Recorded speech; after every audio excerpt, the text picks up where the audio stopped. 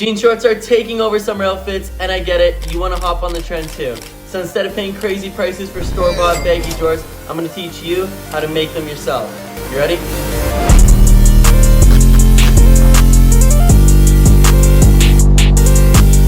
Jean shorts need to be baggy, it's just par for the course. So today I'm going to teach you how to make the perfect baggy jorts in 5 easy steps.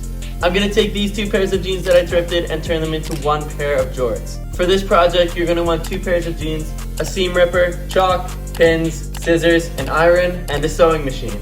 This is going to be a similar process to my flared baggy jeans tutorial, but there's a few key differences that you don't want to miss out on, and that starts off with step 1. The most important part of any pair of jorts is the length, so we're going to start off by trying to figure out how long we want these jorts to be. Lucky for me, I have this other pair of jorts that I bought during my last thrift challenge video, and they fit me perfectly, so I'm going to be basing all of my measurements off of these. If you have a pair of shorts that fit you well already, go grab those, it'll make measuring a little bit easier. If that's not the case for you, throw on your jeans, and a good rule of thumb is measuring right below your kneecap. But as for me, I'm going to measure out the length of my other pair of jorts, which turns out to be 25.5 inches. I'm going to mark that in on my main jeans and cut across that line. Don't throw out your scraps, we're going to need them later. And with that, we're ready to move on to the next step. Step 2 is seam ripping. For this project, I'm going to be working with the inseam of the denim.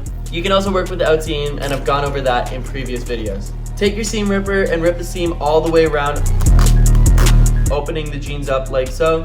And once you're done this, you're ready for the next step. Step 3 is creating the flare panels. Measure up the inseam all the way to the crotch. For me, this measurement is 17 inches. Now measure across the bottom of your cutoff jeans. For me, this measurement is 9.25 inches. Now I'm going to measure across the bottom of my other jorts that I'm using for reference. That measurement is 13 inches.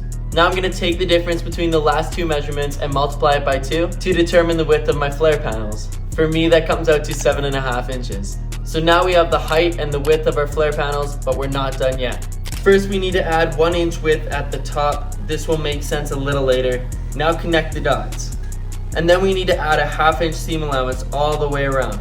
Make sure you line up your bottom edge of the flare to the hem of your donor jeans. And now that we got our flare panels traced, we just need to cut them out. Take your fabric scissors and cut along the seam allowance lines. It's pretty self-explanatory. And once you got your panels cut out, you're ready for the next step. Step 4 is sewing the hem, but before we can start sewing, there's a few things that we need to do first. Grab your cut-off scraps and cut off a 1 inch strip, including the hem. Now seam rip the inseam, and once you've done this, we're going to pin this in place on our jeans like so, with right sides together and the finished hem facing up. Now you're going to sew this in place, stitching right above the hem.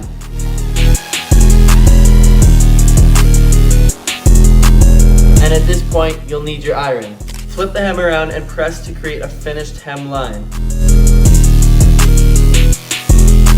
And once you've done this, now we're ready to move on to the final step.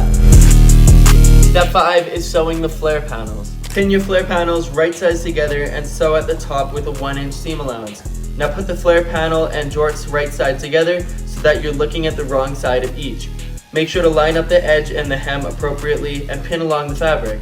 And now you're going to take your pin jeans and sew along the edge. Make sure to keep your seam allowance in mind and back tag on your ends.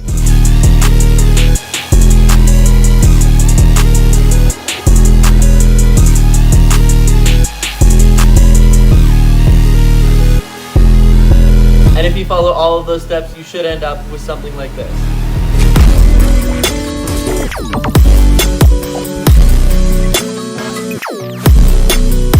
If you enjoyed this video, you'll enjoy the video I made about making flared baggy jeans, and you can click up here to watch that video. Thank you so much for watching, guys, and I'll see you in the next one.